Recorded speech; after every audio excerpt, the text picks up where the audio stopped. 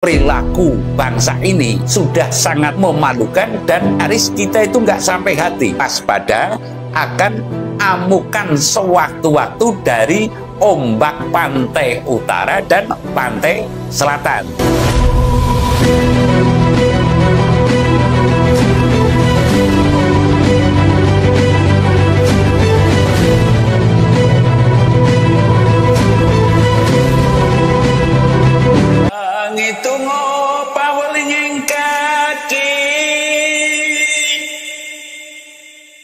Sabdo palon pamono swantara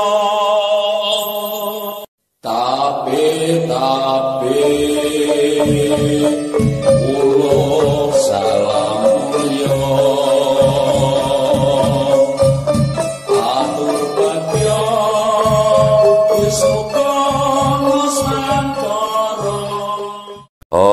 Wilahing jati nugoni ajat-ajate uluk nusantara tapi uluk salam mulia. Pemahaman terhadap hajat leluhur Nusantara tentu perlu selalu disampaikan, karena saya perlu menyampaikan dan saya wajib menyampaikan, walaupun mau diterima atau tidak, walaupun dianggap janggal atau tidak, nantinya sesuai dengan keyakinan saya dan keilhaman saya, baik secara rela maupun terpaksa, setiap manusia harus tunduk kepada hajat-hajat leluhur Nusantara. Yang saya maksud, setiap manusia yang hidup di atas bumi Nusantara ini, baik rela maupun terpaksa, mesti tunduk kepada hajat-hajat leluhur Nusantara. Yang saya maksud, mau tidak mau hajat-hajat leluhur Nusantara itu niscaya akan terwujud. Karena apa? Ini adalah merupakan kesepakatan alam ya, kesepakatan antar marwah dan arwah yang telah disaksikan sukma-sukma sejagat raya. Sekali lagi, yang telah disaksikan oleh sukma sejagat raya bahwasanya untuk timbulnya zaman adil itu akan dipelopori dari bumi Nusantara. Sekali lagi, terwujudnya tatanan dunia baru yang saya maksud akan dipelopori dari bumi Nusantara. Mengapa demikian? Ada kata-kata pelopor perubahan zaman itu adalah bumi Nusantara ya, dengan dasar yang telah diturunkan kewahyuannya diantara adalah wahyu Lokananta dan sebagainya dan sebagainya dan sebagainya, wahyu Cakranira dan sebagainya dan sebagainya.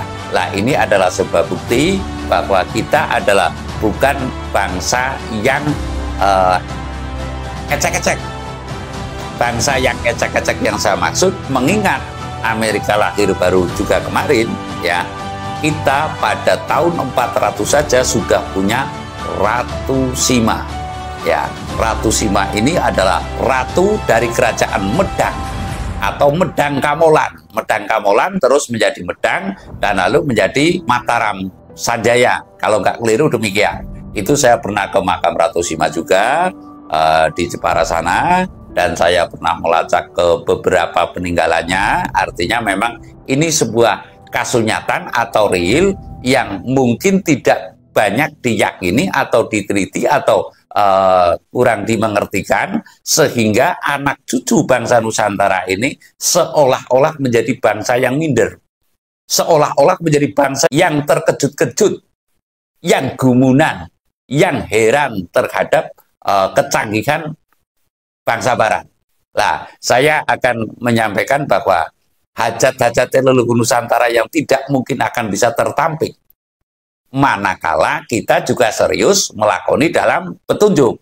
Nah, kedepannya bagaimana prosesi ini? Prosesi untuk menuju kepada terwujudnya hajatnya leluhur Nusantara ya, diantaranya terjadinya alang-alang Wulu Geni kedepannya. Kalau kemarin bumi Wulu Geni sebagiannya telah terjadi di Los Angeles. Lalu sekarang mohon maaf, cuaca ekstrim, tanah longsor dan sebagainya, lalu perilaku bangsa ini ya sudah sangat memalukan dan memiriskan, dan nyaris kita itu nggak sampai hati melihat bangsa sendiri. Umpamanya proses pacaran jadinya mutilasi umpamanya. Lah ini kan sesuatu yang sangat tidak kita harapkan. Lah apakah yang demikian itu tidak perlu dibenahi? Artinya bumi ini perlu dibenahi, perlu ditata ulang agar sesuai selaras dengan kehendak Tuhan dan kehendak manusia. Artinya Tuhan ridho, manusianya juga legowo dalam melakoni menjadi makhluk. Lah sekarang kan manusia ini seolah-olah ingin menjadi Tuhan, atau bahkan seolah-olah sudah merasa jadi Tuhan. Karena apa? Ada yang sebagiannya mengatakan the money is good number two. Lah saya yakin yang namanya uang itu nantinya akan terkalahkan pula oleh faktor alam. Lah terkait dengan faktor alam ke depan, karena kemarin saya mengatakan bahwa saya bernegosiasi dengan Prabu Segara Cengis. Siapa Prabu Segara Cengis? Adalah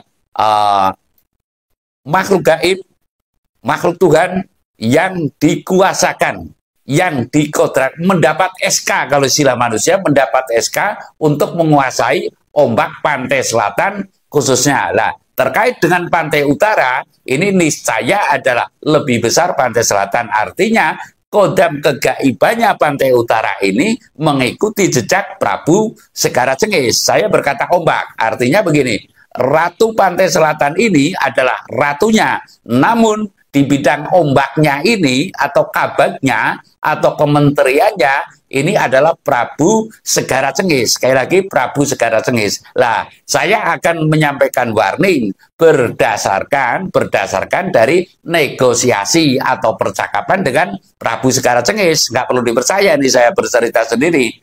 Artinya, namun panjenengan perlu mengamati dalam artian untuk kewaspadaan masa-masa ke depan, mungkin bisa sampai tahun 2026, 2027 ya.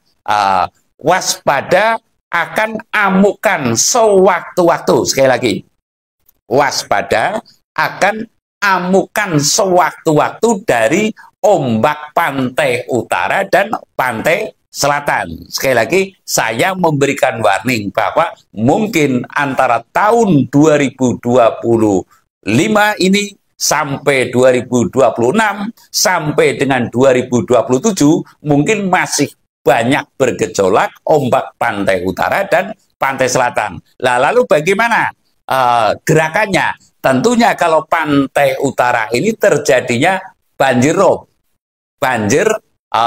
ya air laut naik ke daratan tapi dengan rob ya, membek, kalau istilah Jawa itu membek, makin lama makin tinggi dan menggenangi mungkin jalan-jalan, mungkin rumah-rumah. Lah ini yang perlu kita waspadai. Artinya kemungkinan terjadi tsunami di pantai utara mungkin tipis ya, namun terjadinya ombak meninggi atau air ngerembek kalau istilah Jawa itu makin tinggi, walaupun dia makin tinggi itu kemungkinan besar akan bisa terjadi sewaktu-waktu di pantai utara. Dan lalu kalau pantai selatan, kewaspadaannya adalah ombak yang taruhlah sewaktu-waktu itu bisa sangat besar ya. Ombak ketinggiannya mungkin bisa sampai 2 meter dan sebagainya. Ini adalah ombak tinggi, dan lebih dahsyat lagi kemungkinan besar manakala terjadi gempa bumi dan tsunami. Lah, saya menyampaikan ini adalah merupakan warning atau kewaspadaan. Tidak ada jeleknya ya, tidak ada jeleknya, atau mungkin saya dianggap menakut-nakut, itu hal yang wajar. Namun kasus nyatanya sekarang di pantai utara juga makin tahun makin menjadi atas terjadinya air laut ke daratan, dan di pantai selatan juga sering terjadi meningginya ombak yang sering menggulingkan perahu lah, cara mudahnya itu contoh di Pantai Puger, contoh itu di pantai-pantai selatan, di sepanjang pantai selatan. Jadi kali ini saya memberikan warning bahwa di masa mendatang kita harus sangat-sangat waspada kejadian sewaktu-waktu atas amukan ombak pantai utara dan ombak pantai selatan. Saya rasa demikian. Terima kasih.